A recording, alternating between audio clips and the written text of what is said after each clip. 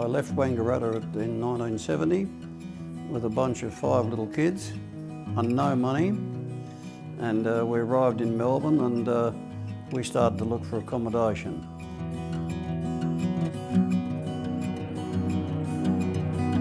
I had some contact with Whitehorse Real Estate at Box Hill, Pendle Street, Whitehorse Road.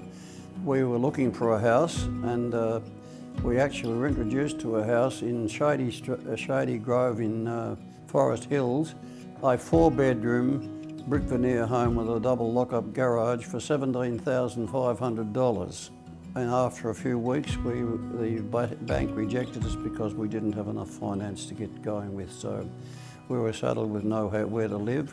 We had a caravan, and old caravan, and we were living in that at Upway.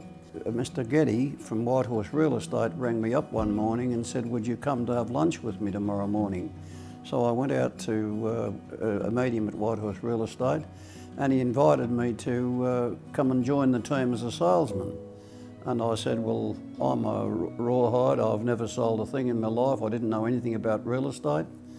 And anyway, I decided to join the team.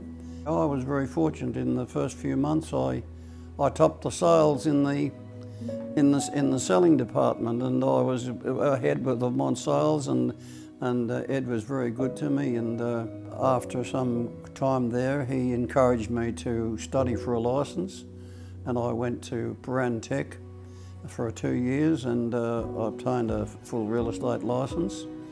And then he invited me to buy the business. He was getting out of real estate, and he was going to sell the business side of it. Anyway, he offered me the business for $6,000, and I didn't have any money. But anyway, he said, "Well, as a Christian bank manager at Mitcham in the National Bank, and I think if you went in there, he would help you out."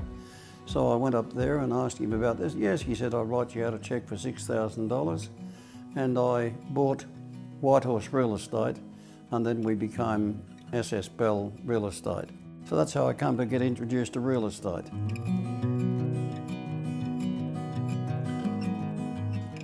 We grew from our first real estate office, I think, was in Belgrave. We opened a little office there in the main street. I can't believe that when I pick up the magazine there this morning, and even you see real estate in the hills, you know, hundreds of thousands of dollars, and that was beyond my wildest imagination, to think that real estate would ever go to that level in so short a time. I love people, you know, I'm a people's person. I've been preaching for so many years, and I've been involved with people all my life.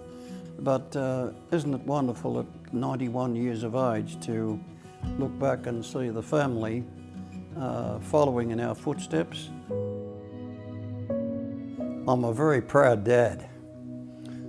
I'm proud of my children, I'm proud of my grandchildren, and I'm proud of the name in the Bell Real Estate.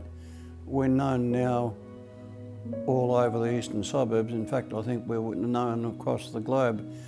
We've seen the company develop, and I've watched our children.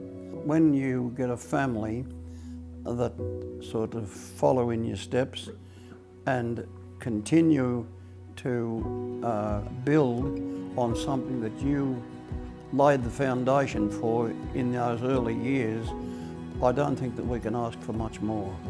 I always said to them, play a straight bat, be honest with people, represent the firm, and once a good name is to be over, the scripture says, above many riches, you know. And if you lose your name, you've lost your business.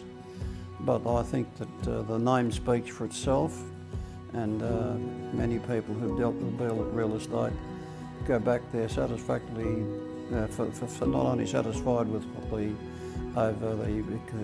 business that they've been able to conduct through them, but repeat business has come from it, and that's a very rewarding experience.